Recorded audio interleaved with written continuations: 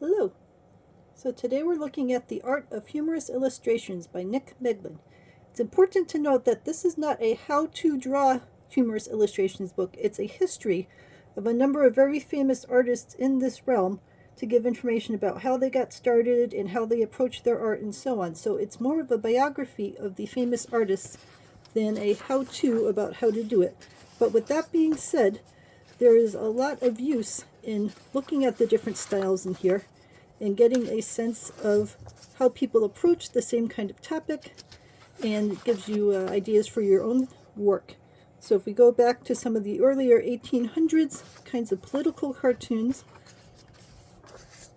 often they were very detailed and done with woodblock carving and that sort of thing because of the way the printing presses worked. And then as we go forward in time, there's more variety because it's a lot easier to do hand-drawn illustrations, sweetie, and to get those into newspaper or now into internet images. So you can see that the kinds of pictures from the early 1800s are fairly different from the kinds of pictures that we had in the 70s, sweetie. Alright, let's just do this. In the 70s and the 80s and into modern times.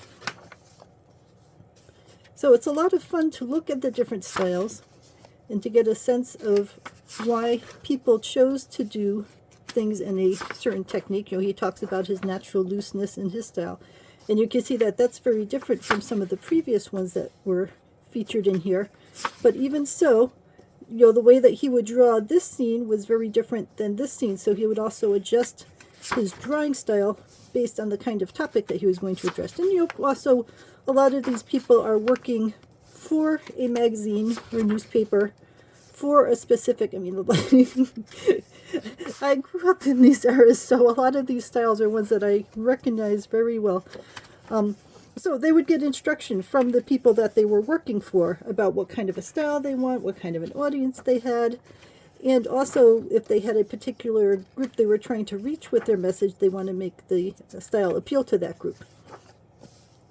And you can see now his style is very different from the previous, we'll say, well, on one hand, cartoony style, but then this is pretty cartoony. They're just all different in the way they approach their topic. He has a lot of intricate details, and it's more Victorian looking. So some of these are done for advertisements. Some of these are done, I used to love reading these when I was growing up. Some of these are done just for fun, Sunday comics kind of things. And it's just, fun for me to read through some of these because I enjoyed them.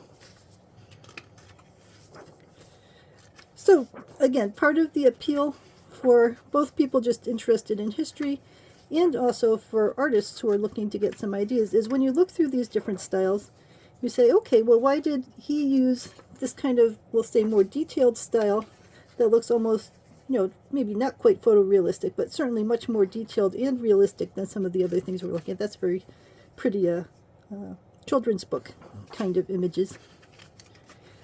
And then other ones are more playful, and others are more caricature-based.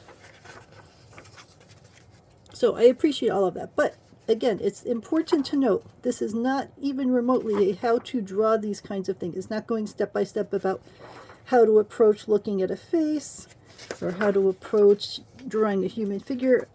He's just an amazing artist in so many ways. It's giving you an overview of what they were influenced by and what their purpose is in doing some of these things.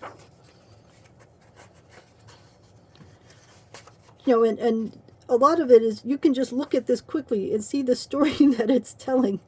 He doesn't need words or anything else, just the way that their expressions on their faces and the way the boy's looking at him and so on. Signs of a talented artist. So I definitely recommend this for reading through and looking at if you are intrigued by the use of art in magazines and advertisements and newspapers over time. And if you're an artist yourself, it's definitely well worth getting, but you're just going to need other books that teach you how to do the drawing, because this will not get into that. This will just show you what the drawings look like, and then give you a sense of what the motivations of the artist were and why they went in a particular direction. Let me just get the last few pages out from underneath the kitty. Alright, so I think you can see an overview of what this book is about. I enjoy this book a lot, but it cannot be my starting point for learning to do the drawing. I need other books for that, which is fine. Different books have different purposes. So let me know if you have any questions.